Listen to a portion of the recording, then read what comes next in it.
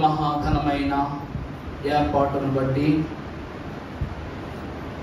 సమస్త జ్ఞానములకు మించిన దేవుని వాక్య ధన్యత యొద్దకు చేరి వచ్చిన మనందరకును ప్రభువు నామమున శుభములు మీ అందరకును ప్రభు పేరిట మరణాత మరణాత. దేవుని యొక్క ఘనమైన కృప ద్వారా ఈ ఆశీర్వాద దినమున పరిశుద్ధులకు దేవుని యొక్క వాక్యమును ధ్యానం చేసుకుందాము. పరిశుద్ధ గ్రంథములో నుండి పరమార్థ జ్ఞాని అయిన యోహాను రాసిన సువార్త పాఠి భాగము ప్రథమ అధ్యాయము పరిశుద్ధ వచనమైన 29వ వచనము నుండి మనము కొన్ని మాటలు చూసినట్లయితే, మరునాడు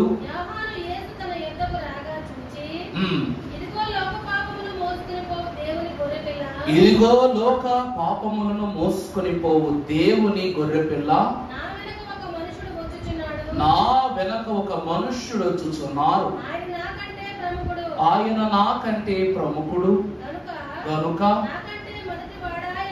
నాకంటే మొదటివాడు ఆయనని నేను ఎవరిని గురించి చెప్పితినో.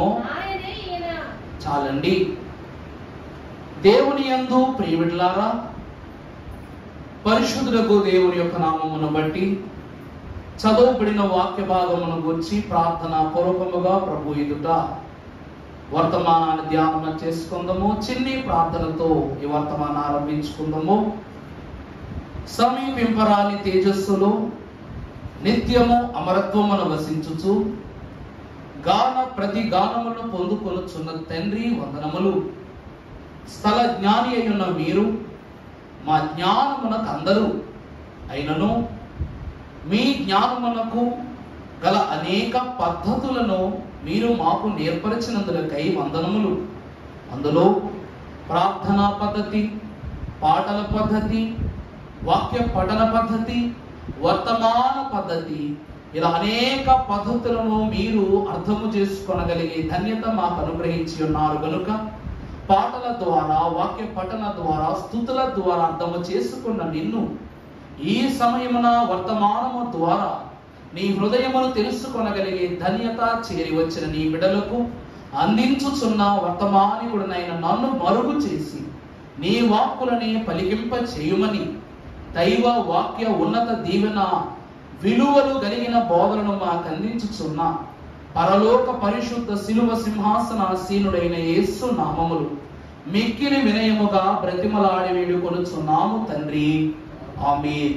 ప్రభు తన సాన్నిధ్యములోనికి చేరి వచ్చిన మనందరకు సదా తన ఆత్మ వరములను అందింప చేసి దీవించునుగాక, ఆమేన్. ప్రభువునందు దేవుని ప్రియ బిడ్డలారా, క్రీస్తు నాథుని కృపా సమాధానము మనకు తోడైయుండును గాక. దేవుని వాక్యములో మనము చూసినప్పుడు ఇక్కడ వ్రాయబడి ఉన్న మాటలలో పరిశుద్ధుడు యేసు క్రీస్తు ప్రభు వారి యొక్క బాప్తిస్మ చరిత్రలో తన ఒక ఉన్నత స్థానమును కలిగి ఉండి పరమ భక్తునిగా చెప్పబడుతున్నటువంటి, జీవించినది కొద్ది కాలమైన ఘనుడకు దేవుని వృద్ధిలో కొనసాగింపబడిన భక్తుడైన యోహాను, బాప్తిస్మిచ్చి యోహాను అంటున్నారు, ఇదిగో లోక పాపములను మోసుకొని పోవు దేవుని గొర్రె పిల్లను గూర్చి ఆయన మాట్లాడుతున్నట్లు మనకు వాక్యంలో కనబడుతుంది. ఈ దినమున గొర్రె పిల్ల అనే ప్రస్తావన ప్రారంభముగా మనము ఎక్కడ గమనించవచ్చు అంటే, పరిశుద్ధుడుగు ఘనుడైన అబ్రహాము కుమారుడైన ఇస్సాకు తన తండ్రి అయిన భక్తుడైన అబ్రహామును తీసుకుని ప్రభువు అడగగా బలి నిమిత్తము పర్వత శిఖరాగ్రమునకు వారు చేరినప్పుడు తండ్రి బలి నిమిత్తము కట్టెలను, నిప్పుయును, సామాగ్రిను ఉన్నవి, కానీ వధించుటకు గొర్రెపిల్ల లేదని తండ్రిని అడిగినప్పుడు భక్తుడైన అబ్రహాము గారు అంటూ ఉన్నారు, గొర్రె పిల్లను దేవుడే చూచుకొనును అని ప్రభువుని బట్టి అంటున్నారు. మనం చూస్తే ఆదికాండ గ్రంథము 22వ అధ్యాయం 7వ వచనంలో ఒకసారి చదువుకున్నట్లయితే, ఇస్సాకు నా తండ్రి అని పిలిచెను, ఏమి నా కుమారుడా, అతడు నిప్పున్నది కట్టెలున్నవి కానీ దహన బలికి గొర్రెపిల్ల ఏది అని అతను అడుగగా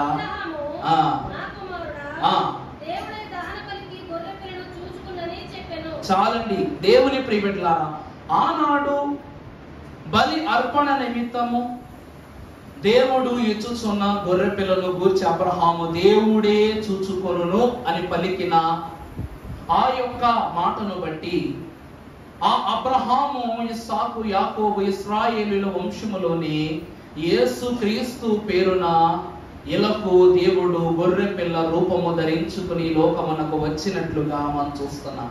అక్కడ మొదటి మాట గొర్రె పిల్ల ఏది అర్థమవుతుందా అండి?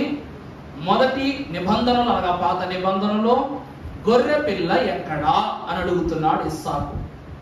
అప్పుడు ప్రభువు దానిని బట్టి ఆ నెరవేర్పును యోహాను సువార్త ప్రారంభం అధ్యాయము 29వ వచనములో తెలియజేస్తున్నారు. ఏమని చూడండి. రాగా చూచి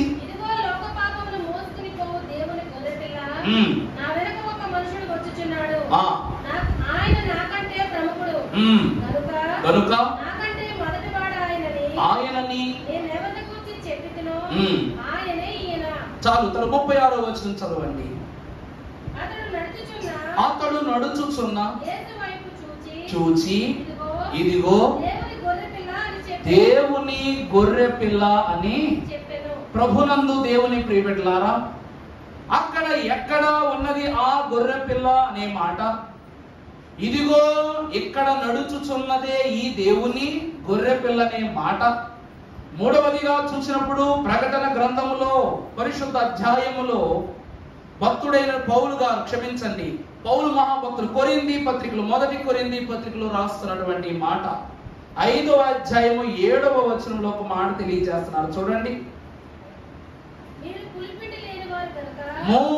పులిపిండి లేని వారు గనుక క్రొత్త ముద్ద ఎగుటకై ఆ పాతదైన పులిపిండిని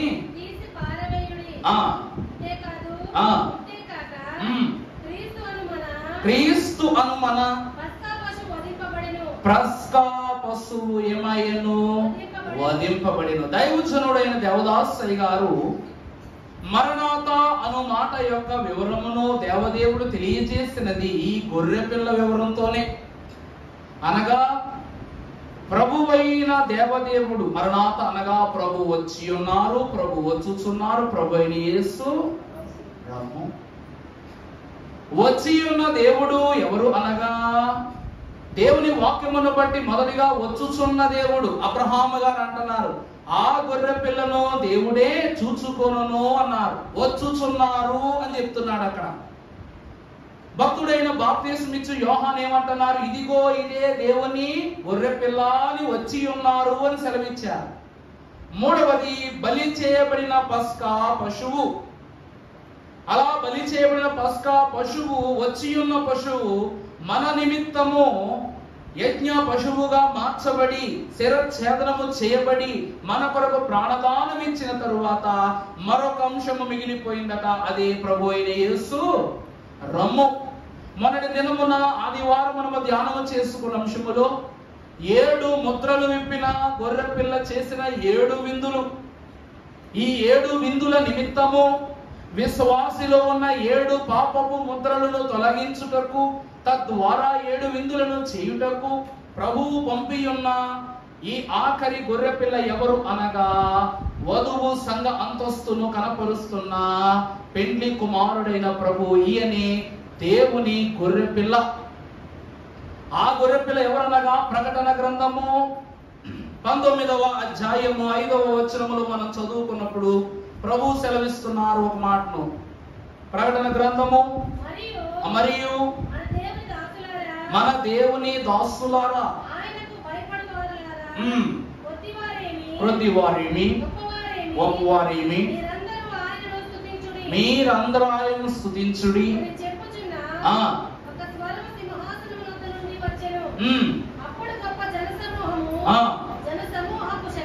జన సమూహపు శబ్దమును విస్తారమైన జలముల శబ్దమును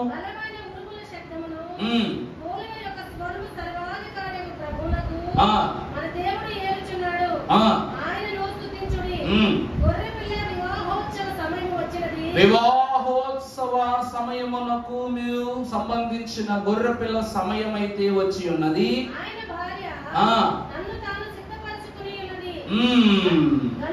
కనుక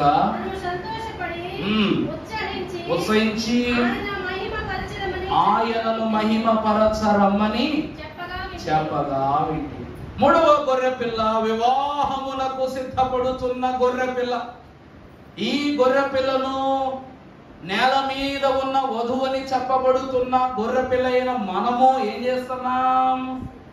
సిద్ధపరుస్తూ రమ్ము అని హక్కుదారులమై పిలుస్తాం. అందుకే ఏ దినమున ఈ మహోత్సవం జరుగుతుందంటే అయ్యగారు రాసినట్లు వరుడు వధువు నొకటే కనుక, వరుడు వధువు నొకటే కనుక విరిమి లేదనుచున్నది. ఏమి లేదట? విరివి అనగా ఏమిటి చెప్పండి? భేదము. విరివి అంటే ఏమిటి చెప్పండి? భేదము అనగా ఇద్దరిలోనూ ఏమాత్రమునూ భేదము లేదు. ఇద్దరిలోనూ ఒకరికి ఎక్కువ, ఒకరికి తక్కువ, ఒకరు గొప్పవారు, ఒకరు చిన్నవారు, ఒకరు ఉన్నవారు, ఒకరు లేనివారు అనే భేదం ఏమి లేదట. త్వరలో ఈరిద్దరు దంపతులుగా బరుగుచుండ్రలోచు ఉన్నది. ఏ సంఘం అంటుందంటే ఈ మాట? వధువు సంఘము అంటూ ఉండట. దేవుని ప్రియబిడ్డలారా, గొర్రె పిల్లతోనే ప్రశ్న, గొర్రె పిల్లతోనే సమాధానము, గొర్రె పిల్లతోనే నెరవేర్పు అన్నారు మన అయ్యగారు. పరిశుద్ధ వాక్యమును బట్టి చూస్తే ఈ గొర్రె పిల్ల 7 విషయాలను మనకు కనపరుస్తుంది. మొదటిగా దేవుని వాక్యములు గమనించినట్లయితే పరిశుద్ధ గ్రంథములో నుండి ప్రకటన గ్రంథము 7వ అధ్యాయం 14వ వచనం మనం చదువుకున్నప్పుడు వాక్యము ద్వారా యోహాను గారు సెలవిస్తున్నారు. ప్రకటన గ్రంథం 7వ అధ్యాయము 14వ వచనము, అందుకు మేము అయ్యో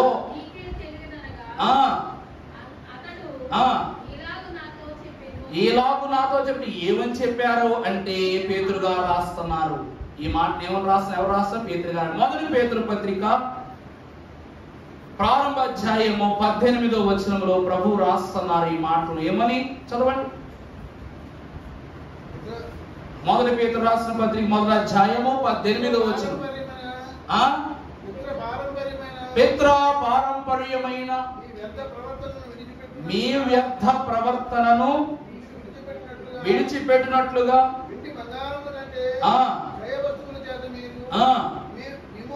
విమోచింపబడలేదు, కానీ అనగా నిర్దోషమును నిష్కలంకమును గొర్రె పిల్ల అయిన క్రీస్తు ప్రభువు యొక్క రక్తముతో మీరు విమోచింపబడుదురని మీరు ఎరుగుదురు కదా. దేవుని ప్రియబిడ్డలారా, ఈరోజు దేవుని వాక్యాన్ని బట్టి చూస్తే అబ్రహాము గారు దేవుడు అడగగా తన కుమారుడైనటువంటి ఇస్సాకును బలి ఇవ్వడానికి సిద్ధపడ్డారు. కానీ ఇస్సాకు బలి ఇవ్వబడితే ఈ లోకములో గాని తన వంశములో గాని రక్షణ పరిపూర్ణత ఉంటుందా? ఉండదా? ఇస్సాకు చనిపోయాడనుకో అబ్రహాముకు వారసుడు అంతే కానీ పరలోకములో దేవుని ఆలోచన ప్రకారం సంతృప్తి ఉంటదేమో గాని అతని మరణము వలన లోకమునకు ఏమైనా మేలు సంభవిస్తుందా? లోకములు ఏదైనా మేలు సంభవిస్తుందా? ఇస్సాకు బ్రతికాడు, చనిపోయాడు. చనిపోయిన తర్వాత ఇస్సాకును గురించి, ఇస్సాకు మరణాన్ని గురించి ఏ రోజైనా ఎవరైనా వర్తమానం చెప్పారా? చెప్పలా. చనిపోయిన వ్యక్తి గురించి ఎక్కువ మాట్లాడుకోరు. ఎందుకంటే ఈ లోకమునకు సంబంధం ఏమైపోయింది? తెగిపోయింది కనుక వారిని గురించి మనం ఏమి చేయము, మాట్లాడుకోం. ఈరోజు యేసు ప్రభువును గూర్చి దైవజనుడు దేవదాసయ్య గారిని గురించి మనం ఎందుకు మాట్లాడుకున్నామంటే దైవజనుడు దేవదాసయ్య గారు జీవించుచున్న ఆత్మ. దైవజనులు ఎవరండి? జీవించున్న ఆత్మ. అలా యేసు క్రీస్తు ప్రభు వారు జీవింపచేయు ఆత్మ. ఆయన ఎవరంట? ఆయన జీవింపచేయు ఆత్మ, ఈయన జీవించుచున్న ఆత్మ. వీరిరువురికి శారీరక లోపము ఉన్నది గాని లోకములో ఆత్మీయ ధన్యత మాత్రము సుస్థిరముగా ఉండటను బట్టి దైవ మహాభక్తులు అంటూ ఉన్నారు, మరణము పొందిన వారిని గూర్చి మనము మాట్లాడుకొనము గాని మరణమే దరిరాని వీరిని గూర్చి మనము మాట్లాడుకోకుండా ఉండగలమా? ఉండలేము. అందుకే ప్రభు వాక్యం అంటుంది, పేతురు గారు అంటున్నారు, పత్రికలో కూడా ఆఖరికి అన్నారు ఏమనంటే, ఇదిగో మీరు బంగారము క్షయ వస్తువుల వంటి వాటి ద్వారా మీరు విమోచనను పొందుకొనలేరు, కానీ అమూల్యమైన రక్తము అనగా నిర్దోషమును నిష్కలంకమును యగు గొర్రె పిల్ల క్రీస్తు రక్తముతో విమోచింపబడుదురని మీరు ఎరుగుదురు కదా. దేవుని ప్రియబిడ్డలారా, మొదటి అంతస్తు గొర్రె పిల్ల రక్తము. మొదటి అంతస్తు ఏంటండి? అబ్రహాము గారు అడిగిన ప్రశ్నకు, ఇస్సాకు అడిగిన ప్రశ్నకు అబ్రహాము గారు ఇచ్చిన జవాబుకు ప్రతిగా, ఇస్సాకుకు ప్రతిగా దేవదేవుడు పొదలో చిక్కుకొని ఉన్నటువంటి గొర్రె పిల్లను ఆ దినమున ప్రభు ఇవ్వగా, దానిని వధించిన అబ్రహాము గారిని బట్టి ఇస్సాకు యొక్క అంతస్తు దేవునిలో పెరిగింది. అబ్రహాము యొక్క త్యాగము ఏ తండ్రియు చేయని గొప్ప త్యాగముగా దేవునిలో పెరిగింది. వీరు ఇరువురు దేవునిలో ప్రతిష్ఠింపబడుటకు మధ్యవర్తి ఎవరు అనగా ఈ గొర్రె పిల్ల. ఆ రక్తమే లేనట్లయితే ఆ బలి సంపూర్ణమయ్యేదా? ఈరోజు మనోనిదానం అనే మెట్టులోనికి వస్తాం. ఈ మనోనిదానం అనేటువంటి మెట్టులోనికి వచ్చిన మనము, మనోనిదాన అంతస్తులోనికి వచ్చిన మనము దేవుని ఏర్పాటును బట్టి చేసే గొప్ప తలాంతు ఏమిటి అంటే ఈ అబ్రహాము యొక్క బలి. దేవుని యందు ప్రియబిడ్డలారా, ఆ బలిలోనట దేవదేవుని యొక్క మాట తప్ప అబ్రహాముకు వేరొక మాట వినబడలేదు. అర్థమవుతుందా నేను చెప్తుంది? ఇదిగో అబ్రహాము, నీ కుమారుని నాకు బలిదానముగా అర్పించు అని ఎప్పుడైతే మాట విన్నాడో, ఆ మాట విన్నప్పటి నుండి ఏమండి అబ్బాయిని ఎక్కడ తీసుకెళ్తున్నారు? ఏమండి బయలుదేరి ఎక్కడికి వెళ్తున్నారు? యజమానుడా ఎక్కడికి వెళ్తున్నారు? మమ్మల్ని తోడు రమ్మంటావు అంటే ఎవ్వరి మాటలు తన మనసులోనికి రావట్లేదు. ఇస్సాకు సామాగ్రిలన్నీ సర్దిపెట్టు, మనము బయటికి వెళ్తున్నాం అని చెప్పి కొడుకునొక్కడిని తీసుకుని పర్వతము శిఖరగ్రమునకు వెళ్ళిపోయాడు. అంటే మనోనిదానంతస్తులోనికి వచ్చిన అబ్రహామునకు ఈరోజు మనం మనోనిదానం ఎట్లోకి వస్తే ఏం చేస్తాం? మంచి గాని చెడు గాని, మనుషులు గాని జంతువులు గాని ఎవరి మాట మన మనసులోనికి రాకూడదు. ఎవరి మాట తప్ప? దేవుని మాట తప్ప. ఆ రోజు దేవుడు బలిమ్మంటేనే కుమారుని అక్కడ తీసుకెళ్ళాడు. దేవుడు ఆపు అంటేనే కత్తెత్తిన వాడు ఆగిపోయాడు. ఆగిపోయాడా లేదా? మరి ఇంకెవరు చెప్పినను అతడు ఆగేవాడా? ఇదే దేవుని వాక్యం ద్వారా సెలవిస్తుంది. ఆ యొక్క మనోనిదానము ద్వారా భక్తుడైన అబ్రహాముకు ప్రతిగా మొట్టమొదటిగా జరిగినటువంటి క్రీస్తు కోరుకున్న బలి, దేవుడు కోరుకున్న బలి అర్పణ గొర్రె పిల్ల రక్తముతో పరిపూర్ణమైనట్లుగా దేవుని వాక్యము ద్వారా మనము చూడవచ్చు. ఒకవేళ ఇస్సాకును అక్కడే శిరచ్ఛేదనం చేసి అతడు వచ్చేసినట్లయితే అక్కడ ఒక మొండెముతో ఉన్న దేహము పడి ఉంటుంది అంతే. మనం వాక్యములో అబ్రహాం అంట దేవుని మాట విని ఇస్సాకును దేవుని బలిచ్చాడంటనే చెప్పుకుంటాం. కానీ అబ్రహాం అంతటి మహాభక్తుని కుమారుడైన ఇస్సాకు కొరకు దేవుడే తన యొక్క గొర్రె పిల్లను పంపి బలి అర్పణ ఇచ్చి ఉన్నారు. మనం చెప్పుకుంటున్నామా లేదు ఈరోజు? అందుకే ప్రియబిడ్డలారా, గొర్రె పిల్ల అంతస్తులోనికి వెళ్ళాలి అంటే మొట్టమొదట వధువు సంఘమునకు కనుగొనవలసిన అంతస్తు, తెలుసుకున్న అంతస్తు రక్తముతో శుద్ధి చేయబడుట. ఏ రక్తము అనగా నిష్కలంకమును అమూల్యమును అయ్యున్న రక్తము చేత అనగా నిర్దోషమును క్రీస్తు రక్తము చేత ఎరుగుదురు. ఇప్పుడు అందుకే అంటున్నాడు ప్రకటన గ్రంథం 7:14 చదవండి. ఇప్పుడు నేను అయ్యో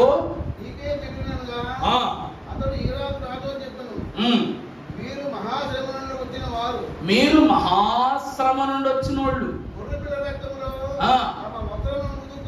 వాహ్, చూడండి ఏమిటంట వాక్యం ఏమంటుంది?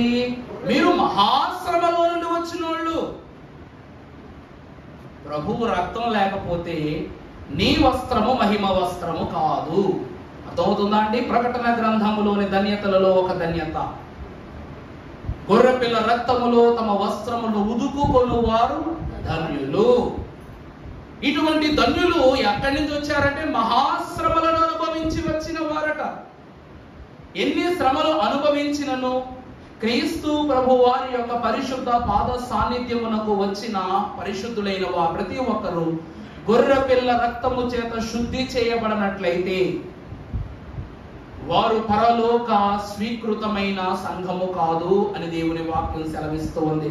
అదే మాటను 1 యోహాను రాసిన పత్రికలో ప్రారంభ అధ్యాయం 7వ వచనంలో కూడా యోహాను గారు కూడా రాస్తున్నారు ఆ మాట. అయితే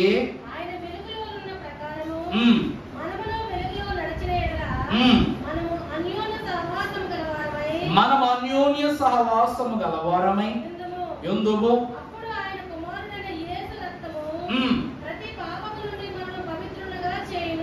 మనము ఆయనతో అనగా గొర్రె పిల్ల యొక్క సహవాసమును గలవారమై అనగా క్రీస్తు సహవాసము గలవారమై ఉంటే ఆయన రక్తము అనగా క్రీస్తు రక్తము మనలను ప్రతి పాపము నుండి ఏం చేస్తుంది?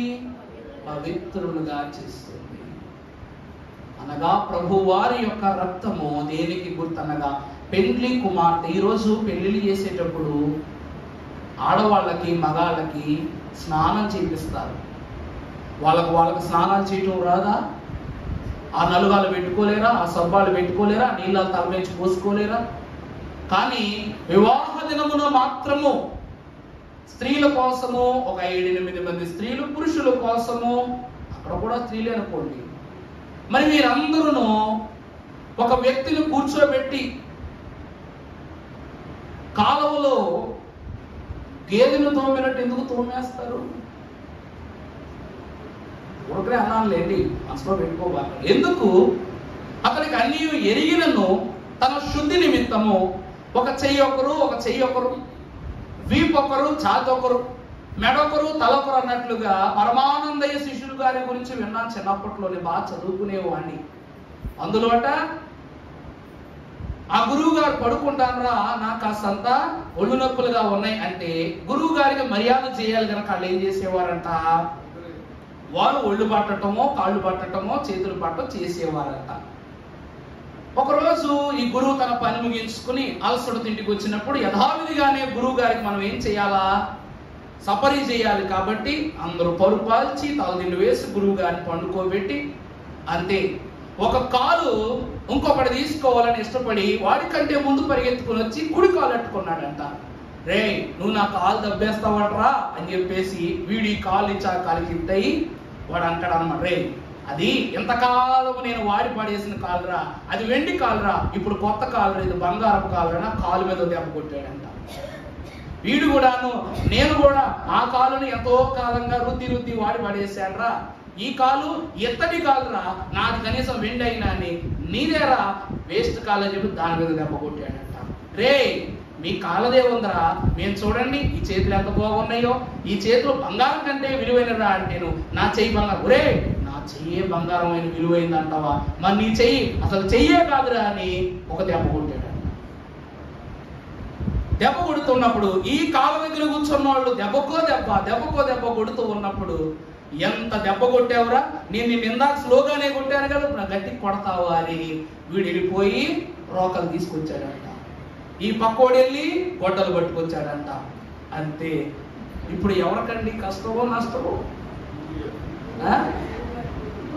దెబ్బ దెబ్బ దెబ్బ దెబ్బ పెరిగి ఆ కాళ్ళ వ్యవహారం కాస్త ఎక్కడికి వెళ్ళి పడిపోయిందయ్యా అంటే వాడేమో కర్రతో కొట్టాడంట. వీడు గొడవలెత్తుతుంటే ఓరి మీరు మహాల పంట, మీ పిచ్చి కొద్దీ నన్ను చంపేస్తారని చెప్పి లెగుద్దామని గురువు గారు అనుకుంటాంటే ఈ 2 చేతులు పట్టుకున్నారు కదా, అలా అంటారు, గురువు గారు వాళ్ళ కాళ్ళ కోసం వాళ్ళు కొట్టుకుంటారు ఏంటి, మీకెందుకు, మీరు పడుకోండి అంటున్నారు.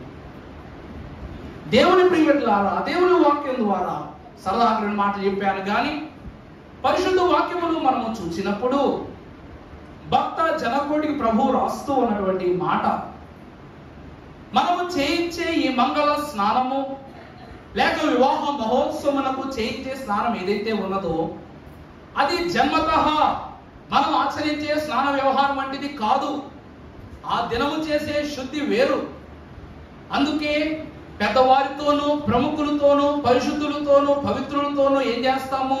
ఆ స్నాన క్రియ జరిగిస్తారు. అలాగే వధువు సంఘ అంతస్తునకు సిద్ధపడబోతున్నటువంటి పరిశుద్ధ సంఘమైన మనము పెండ్లి కుమార్తె అంతస్తులోనికి వెళ్ళటానికి వాక్యముతో ఉదక స్నానము, గొర్రె పిల్ల రక్తముతో అభిషేకము చేయించుకున్న వారమై మన ప్రతి వస్త్రపు అంచును కూడా గొర్రె పిల్ల రక్తముతో మనం ఏం చేయాలి?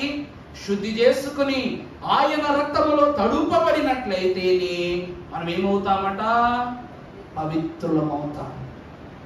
ఏమవుతామండి?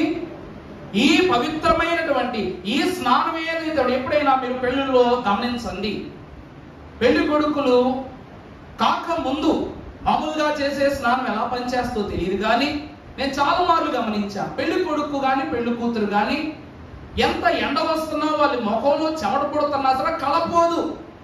చూసారా ఎప్పుడైనా? ఆ కలపోదు. అంటే ఆ కళ వివాహం ఉన్నంత వరకు ఎలా ఉంటుందో ఈ గొర్రె పిల్ల రక్తముతో శుద్ధి చేయబడిన సంఘమునకు కూడా ప్రతి పాపముల నుండి మనల్ని ఏం చేస్తుంది? పవిత్రపరుస్తుంది. గనుక ఇది రాకడలో 1000 ఏండ్ల విందులో ప్రభువుతో పాల్గొని ఉన్నంత వరకు, పాల్గొనిన పిదప ప్రభువుతో విందు చేయు సమయము వరకు ఎలా ఉంటుందని చెప్పండి? పవిత్రత అనగా నిష్కలంకముగాను అపవిత్రతయు లేనటువంటి పవిత్ర దేహంతో ప్రభు యొక్క శుద్ధిలోనికి ప్రవేశించటమే ఈ గొర్రెపిల్ల రక్తము యొక్క అంతస్తు. ఇప్పుడు ఇస్సాకు యొక్క అంతస్తు గొర్రెపిల్ల రక్తము ద్వారా శుద్ధి చేయబడింది కనుక ఇస్సాకు మునుపటి కంటే ఘనుడయ్యాడు, మునుపటి కంటే శ్రేష్ఠయ్యాడు, మునుపటి కంటే పరిశుద్ధుడయ్యాడు. తన వంశావళులకు పిదప నాయకత్వము వహించే ఘనమైన తండ్రిగా ఏర్పాటు చేయబడ్డాడు. ఇదే గొర్రెపిల్ల రక్తము యొక్క అంతస్తు. ఆనాడు అబ్రహాము తండ్రి గొర్రెపిల్ల అక్కడ అడక్కపోయిందంటే ఎంత పరిశుద్ధత వచ్చుండేదా? ఈరోజు ప్రభు ఏంటంటాం? ప్రభువా నా కదివు, ప్రభువా నా కదివు, ప్రభువా నా కదివు అంటాం. ప్రభువా నువ్వు నాకు ఇచ్చేది ఏదైనా నాకు మేలే అనుకుంటే మరి సమస్తము పరిశుద్ధమే కదా. నిన్నటి దినాన్న మీకు వాక్యం చెప్పినప్పుడు చెప్పా, భక్తుడైన యెషయా గారు 55వ అధ్యాయంలో రాస్తున్నారు మాట. ఏమని? మీ తలంపులు నా తలంపులు వంటివి కాదు, మీ త్రోవలు నా త్రోవలు వంటివి, నా తలంపులు కాదు, మీ త్రోవలు కావు అంటున్నారు. ఇదే యెహోవా. దేవుని వాక్యములో 3 త్రోవలున్నవి, 3 తలంపులున్నవి. యేసుక్రీస్తు ప్రభువారు పేతురుని గుచ్చి అడుగుతారు. ఏమని? పేతురు నన్ను ప్రేమిస్తున్నావా? పేతురు నన్ను ప్రేమిస్తున్నావా? పేతురు నన్ను ప్రేమిస్తున్నావా? ఈ ముగ్గురుగా ఏకతత్వంలో ప్రభువు తండ్రి గారు, కుమారుని గారు, పరిశుద్ధాత్మ గారు. అక్కడ తలంపులు మీ తలంపులు వంటివి కాదంటే తండ్రి తలంపులు, కుమార్ తలంపులు, పరిశుద్ధాత్ముని తలంపులు ఎవరికి ఉంటాయి చెప్పండి? ఆ 3 తలంపులు పేతురుకు ఉన్నాయి కాబట్టి పరలోకపు ద్వారము యొద్ద పాత నిబంధన, కొత్త నిబంధన, రాకడ సంఘమును 3 సంఘాలకు, 3 తలంపులు గల సంఘాలకు అతడు ఎవడంట? ద్వార పాలకుడుగా కనబడుతున్నారు. పరలోక ద్వార పాలకుడుగా కనబడుతున్నారు. పాత నిబంధన జనులైనా పేతుర్నే దాటాలి, కొత్త నిబంధన అయినా పేతుర్నే దాటాలి. మనమైనా పేతురు గారిని దాటుకునే లోపలికి వెళ్ళాలి. అందుకే ముగ్గురు అంటారు, నా గొర్రెల పిల్లలను నీకు అప్పగిస్తూ ఉన్నానని ప్రభు అంటారు. ఇక రెండవది, నా త్రోవలు మీ త్రోవలు నా త్రోవలు వంటివి కాదు. మరి అబ్రహాము గారి దగ్గరికి ముగ్గురే వచ్చారు. వచ్చినప్పుడు అబ్రహాము గారు అంటారు, ప్రభువులారా. ఏమంటాడండి? ప్రభువా అండో, ప్రభువులారా నీ దాసుని దాటిపోవద్దు, మీరు నీ దాసుని ఇంటికి రండని ఆ ముగ్గురికి త్రోవ చూపించాడట. వచ్చిన వారికి ముగ్గురికి 3 చెంబులు నీళ్లు ఇచ్చాడట. ముగ్గురికి 3 బస ఏర్పాటుకు తగిన విందు ఏర్పాట్లు చేశాడట.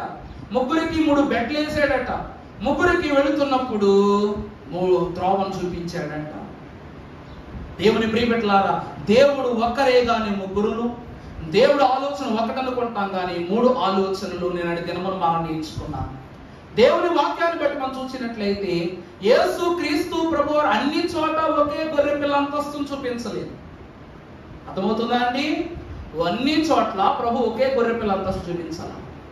మొదటిగా ఇస్సాకు నిమిత్తము వధింపబడిన గొర్రె పిల్లగా, నోవాహు కాలములో తన రక్తమును నోవాహునకు దాన ధృతముగా ఇచ్చి తన 3 కుమారులైన వారిలో షేము అనగా తన ప్రియ కుమారుడు జ్యేష్ఠుడైన షేము ద్వారా తన దిగంబరత్వమును కప్పిపుచ్చి కుమారతత్వమును స్థిరపరుచుకున్నటువంటి షేము దేవ వందనము చెప్పబడియను అని మన దైవజనం రాసినట్లు తన వంశావళి ఏర్పాటులో షేముని ప్రథముడిగా ఎంచుకున్న వాడిలో గొప్పవాడిగా, ఆ కాలములో క్రీస్తు ప్రభువారిని బట్టి యోహానును బట్టి లోక పాపమును మోసుకొని పోయే దేవుని గొర్రె పిల్లగా, ఆరోహణమవుతున్న సమయములో పరిశుద్ధులకు దేవుని కృపను బట్టి ఆరోహణమవుతున్న గొర్రె పిల్లగా, తిరిగి వచ్చుటలో పెండ్లి కుమారునిగా వచ్చుచున్న గొర్రె పిల్లగా, మనలను రాజ్యమునకు చేర్చి విందు ఏర్పాటు చేసిన గొర్రె పిల్ల, విందుని ఏర్పాటు చేసిన గొర్రె పిల్లగా కనబడుతున్నారు.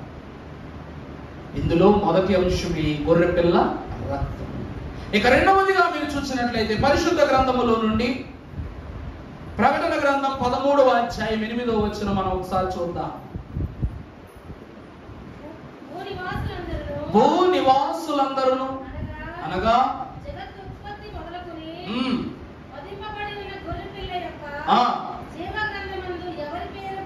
వధింపబడిన గొర్రె పిల్ల యొక్క జీవ గ్రంథములో ఎవరు పేరు లిఖింపబడి ఉన్నదో, రాయబడలేదు.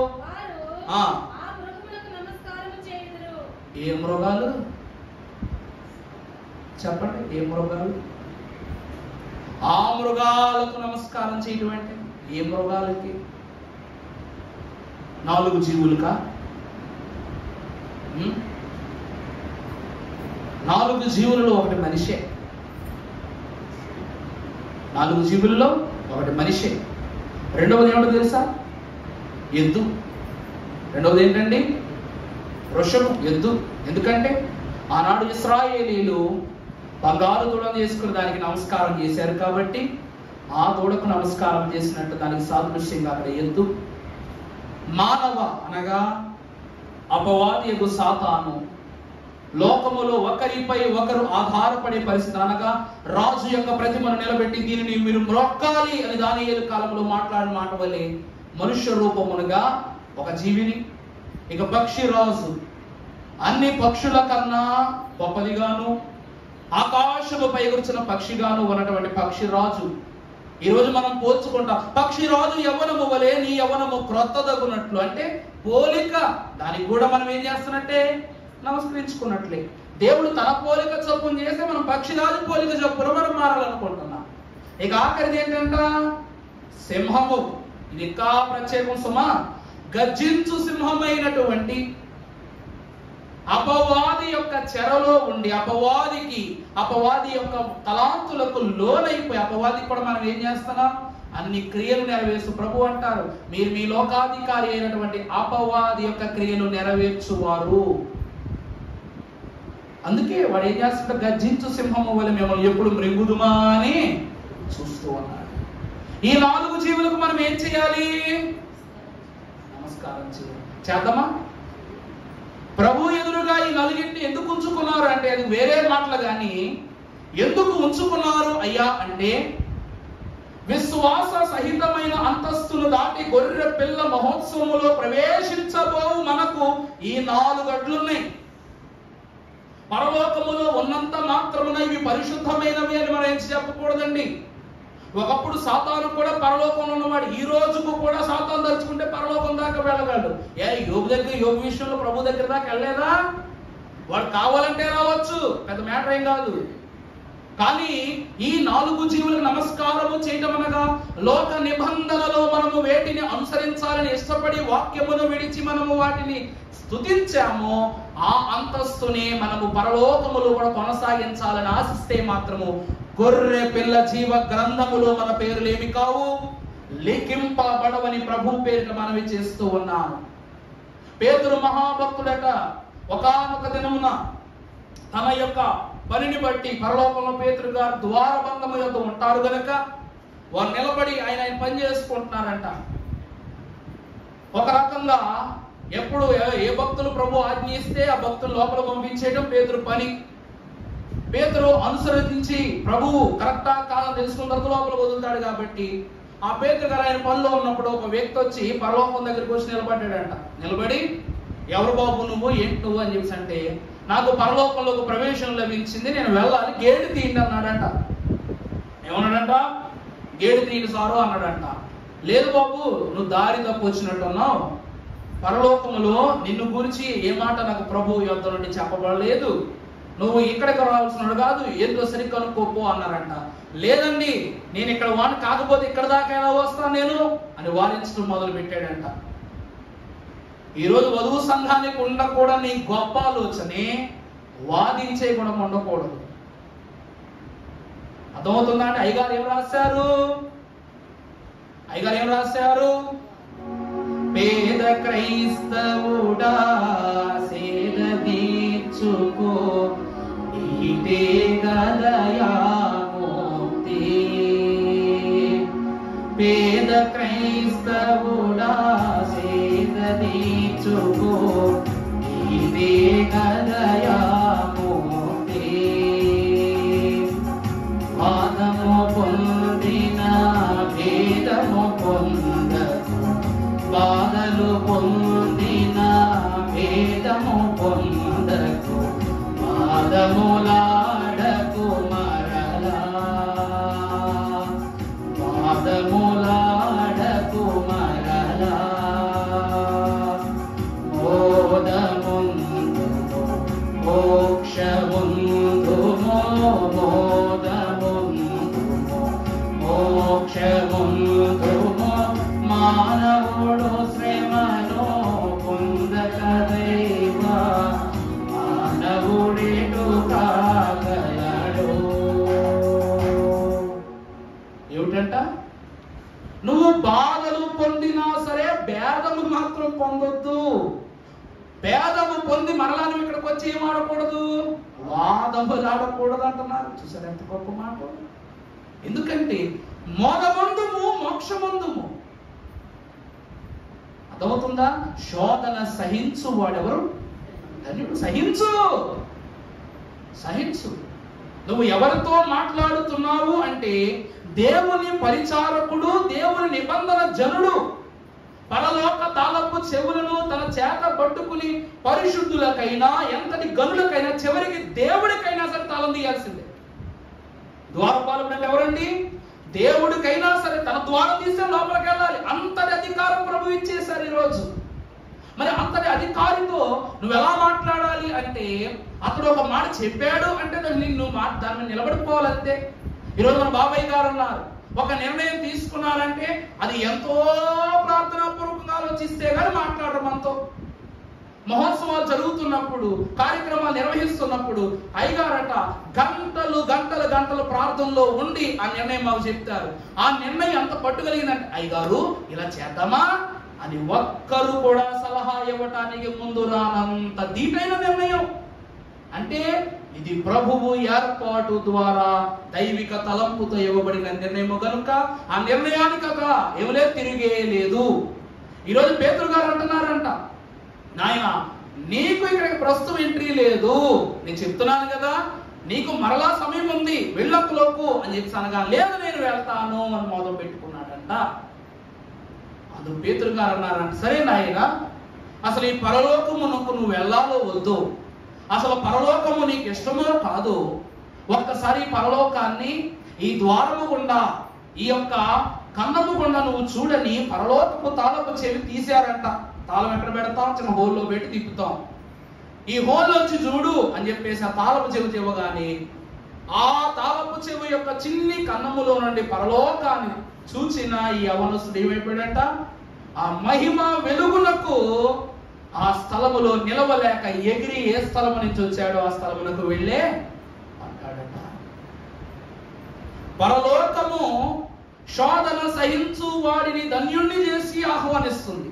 మోదమొందిన వానికి మోక్షాన్నిచ్చి మరి ముందుకు సాగనంపుతుంది. కానీ ఇతడు శ్రమ పడలే, శోధన పడలే, కానీ వాదాలు మాత్రము పెడతాడు. ఎవరితోట? దేవుని పని వారితో. అందుకే దేవుని ప్రియబిడ్డలారా, దేవునితో నువ్వేం పెట్టుకోకూడదు, వాదం పెట్టుకోకూడదు. ఎందుకంటే ఇలాంటి వాదాలు పెట్టుకుంటే దైవమానవులు ఎలా అవుతాం? యోధా మహాభక్తుడు ప్రభు దగ్గర అన్ని విద్యలు నేర్చుకున్నాడు, అన్ని జ్ఞాన సంపద నేర్చుకున్నాడు. కానీ చివరికి ఏమైపోయాడు చెప్పండి? భేదమే. ప్రభు దృష్టిలో అతనికి ఏం కలిగింది? భేదము కలిగింది. ప్రభువును బట్టి శిష్యులైన వారితోనూ లోకముతో స్నేహం పెంచుకున్నాడు, ప్రభువుకు భేదం పెంచుకున్నాడు, వాదాల్లో పడిపోయాడు. చివరికి ఏమైపోయాడంట? మోక్షం లేకుండా పోయాడు.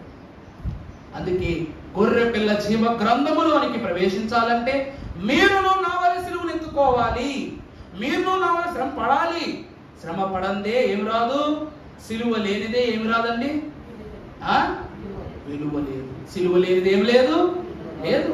సిలువ అనుభవించండి సంతోషము కూడా ప్రభు ఇవ్వరు. అందుకే గొర్రె పిల్ల జీవ గ్రంథములో లిఖింపబడగలిగే అంతస్తును మనం సంపాదించుకోవాలి.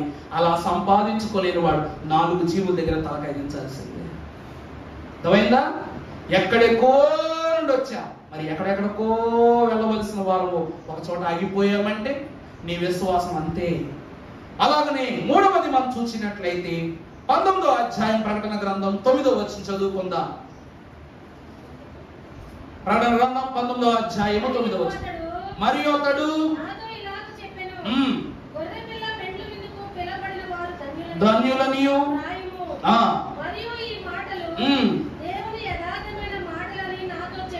దేవుని యథార్థమైన మాటలని మీతో నాతో చెప్పాను. ప్రభునందు దేవుని ప్రియబిడ్డలారా, ఈ మాటలు ప్రకటన గ్రంథంలో ప్రత్యేకంగా చెప్పిన పడమని మాటలేం కాదులే గాని మత్తయి సువార్త 22వ అధ్యాయము మొదటి 14 వచనములో ప్రభు చెప్పిన మాటలేవి. గొర్రె పిల్ల వివాహ మహోత్సవములో పాలి భాగస్థులను చేయుటకు ప్రభు స్థిరపరచుకున్న సంఘ విధానమే ఇదని ప్రభు చెప్పారు. మనం 8వ వచనం దగ్గర చదువుకుంటే మత్తయి సువార్త 22:8 అప్పుడు అతడు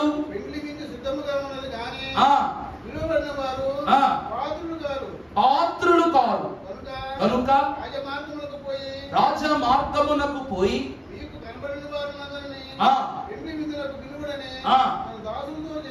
చెప్పాను. చాలండి దేవుని ప్రియబిడ్డలారా, ఈ విందును గురించి ప్రభు ఎప్పుడు చెప్పారంట? మత్తయి సువార్తలోనే చెప్పారంట. ఈ విందు ఎటువంటి విందు అంటే మన అయ్యగారు కన్వెన్షన్ కీర్తన పుస్తకం రాశారు. విందుకు నన్ను తోడుకుని వెళ్ళును, యేసే విందుకు మనల్ని ఎత్తుకుని వెళ్ళునంట. తోడుకుని వెళ్ళిన విందు క్రీస్తు ప్రభు వారు ఏర్పాటు చేసిన ఆయన శరీర రక్తములు గల విందు. ఆయనగా తోడుకుని వెళ్ళింది.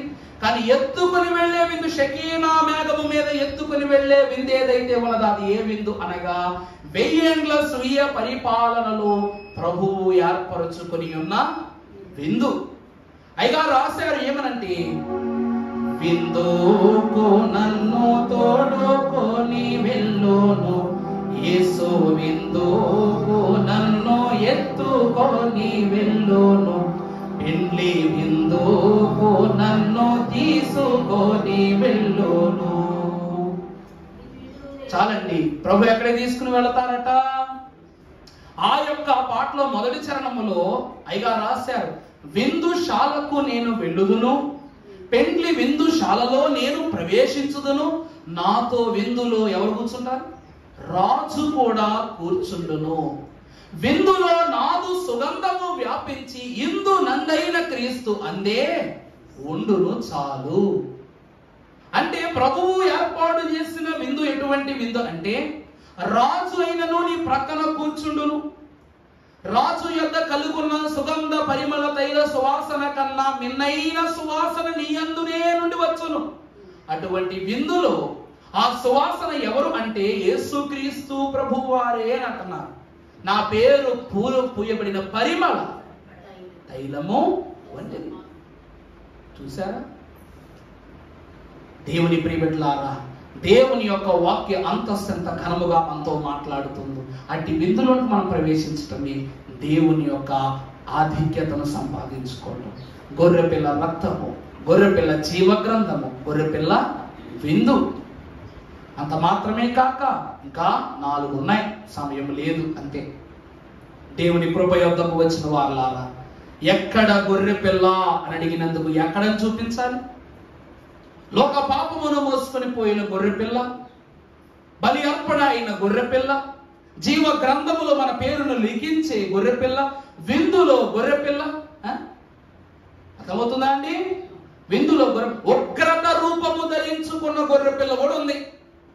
తర్వాత చూడొచ్చులే ఆ మాటలు. కానీ లోక పరిస్థితులను బట్టి పాప కలితమైన గోగు మాగోగు యుద్ధములో, అంత్యకాల తీర్పు యుద్ధములో గొర్రె పిల్లయగు ప్రభువగు క్రీస్తు అశ్వధారి అయి, అనగా గుర్రమును ఎక్కి, తెల్లటి గుర్రమును ఎక్కి ప్రభు యుద్ధము చేయటకనగా గాడిద మీద, గార్ధభూమి మీద గొర్రెపిల్ల, అంత్యకాలములో గుర్రము పైన గొర్రెపిల్ల, ఉగ్రతలో ఉగ్రతారూపము ధరించుకున్న గొర్రెపిల్ల.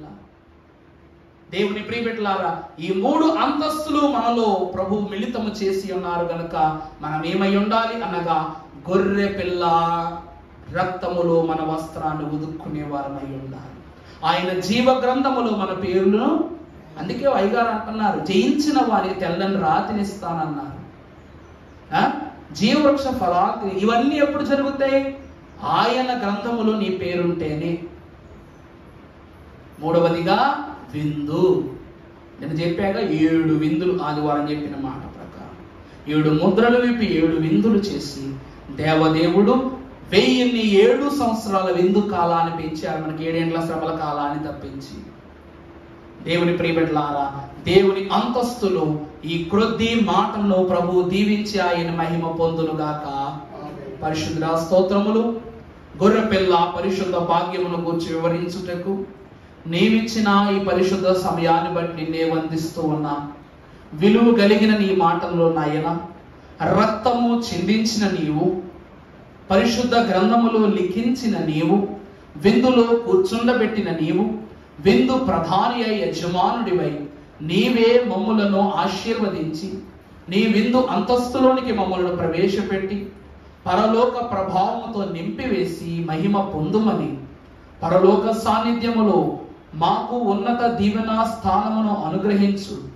పరలోకపు పెండ్లి కుమారుడైన గొర్రెపిల్ల అయిన క్రీస్తు నామమున మిక్కిలి వినయముగా బ్రతిమలాడి వేడుకొనుచున్నాము తండ్రి. ఆమేన్. ప్రభు ఈ క్రొద్ది మాట దీవించి ఆశీర్వదించునుగాక.